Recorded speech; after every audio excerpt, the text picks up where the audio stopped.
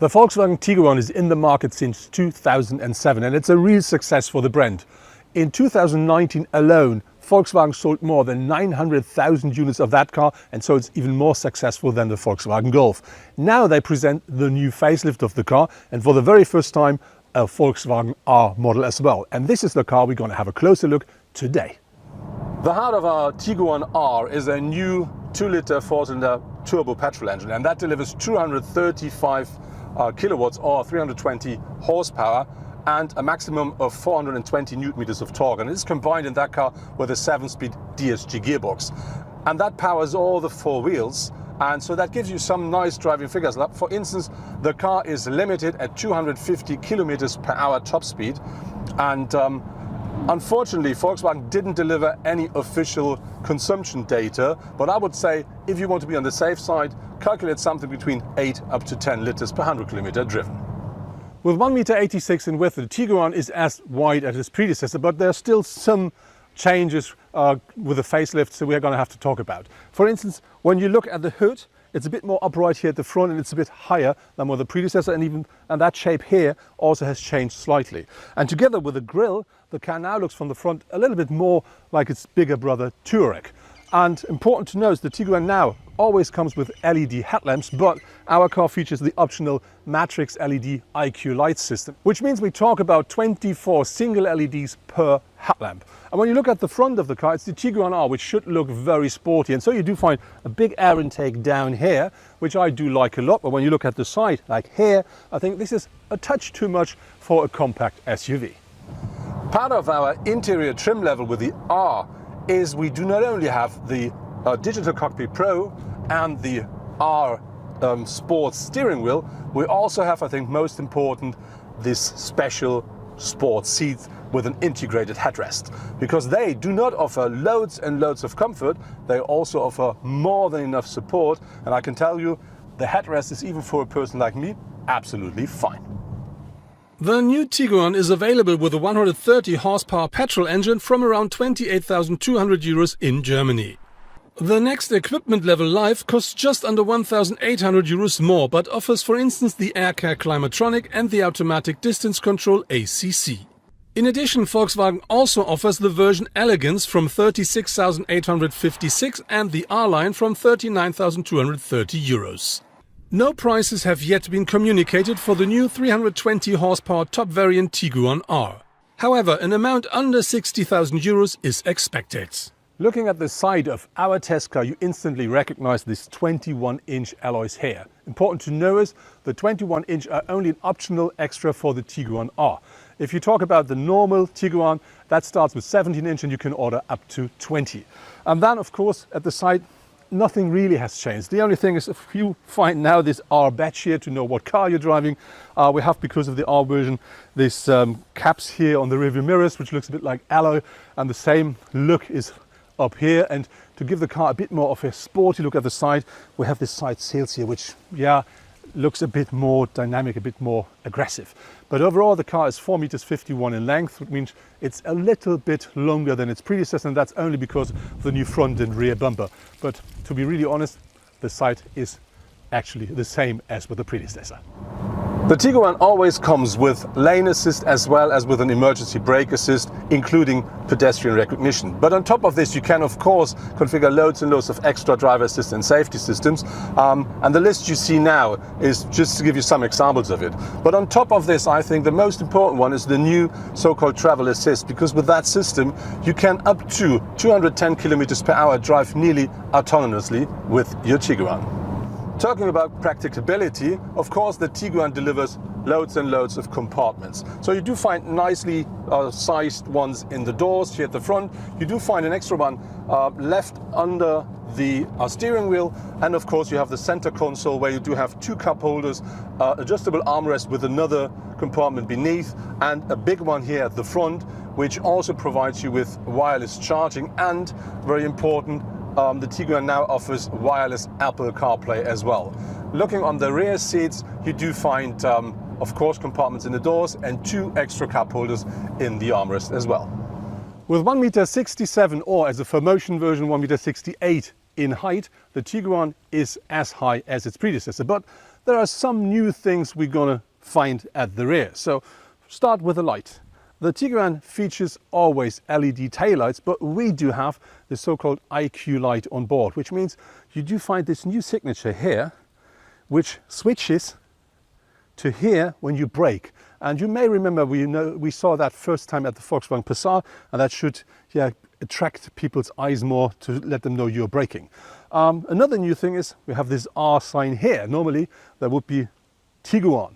And I think this, together with the new Volkswagen logo, makes the rear of the car a bit more modern. To give our version, the R, a bit more sportiness, we do not only find this big roof spoiler here, we also find this glossy black diffuser. And important to know is the Tiguan R always comes with a 4-pipe exhaust system as standard, but ours is featuring the optional Akrapovic version, which makes the car even more sporty.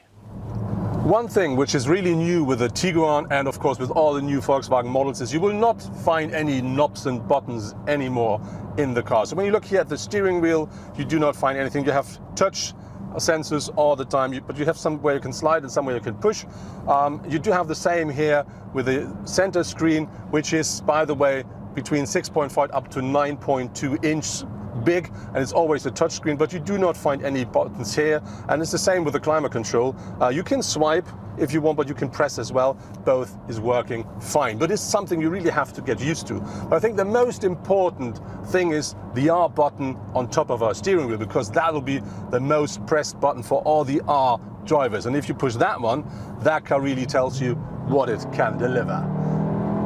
By the way, the sound not only comes from this beautiful 2-liter turbo engine, it also comes from our optional Akrapovic exhaust system.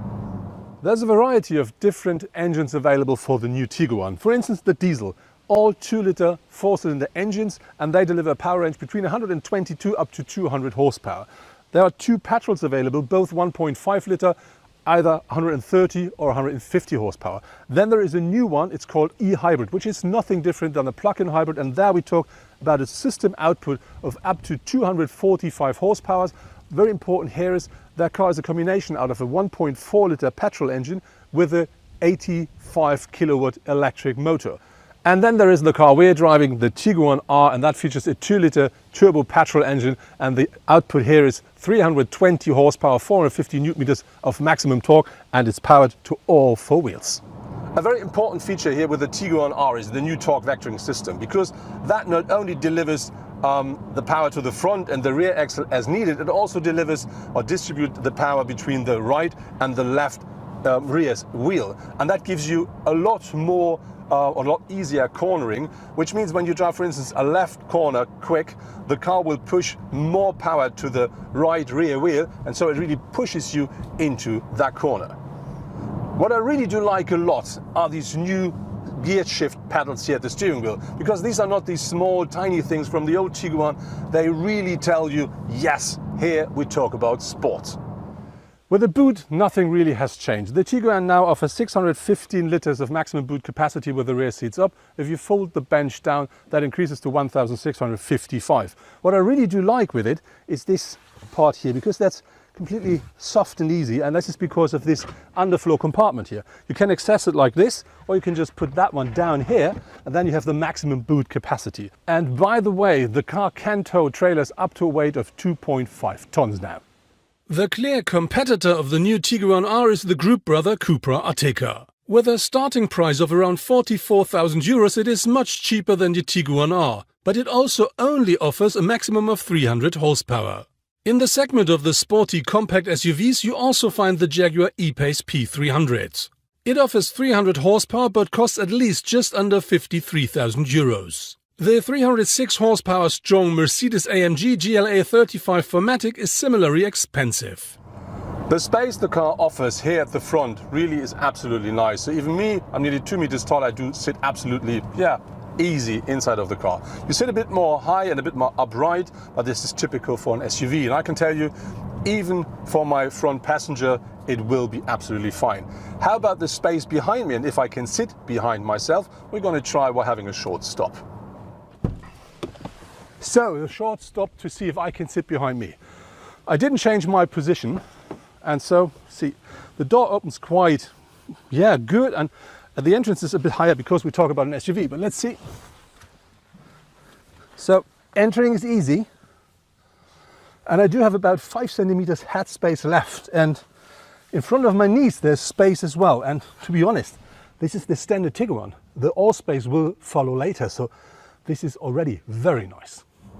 The materials and craftsmanship of the Tiguan are typical Volkswagen. So you do find soft touch at the upper parts and you do find plastic at the lower parts.